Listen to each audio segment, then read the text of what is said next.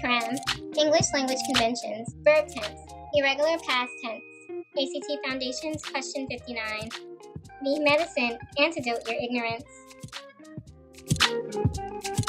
ACT English Foundation, verb tense, question 59. Complete the sentence with the verb in the past tense.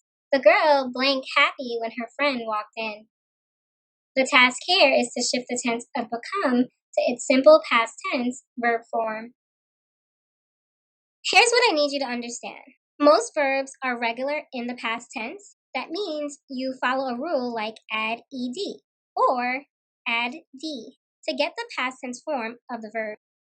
Some verbs are irregular in the past tense. That means you don't follow a rule. Instead, you must remember the past tense form of the verb. Check out this example. Jacob lost his keys. Lost is the irregular past tense form of the verb lose. This is a correct shift, and the overall sentence is formatted correctly. All right, back to our original question, and now for the solution. Became is the simple past tense verb form of become. This is an irregular verb form, so you'll have to commit it to memory.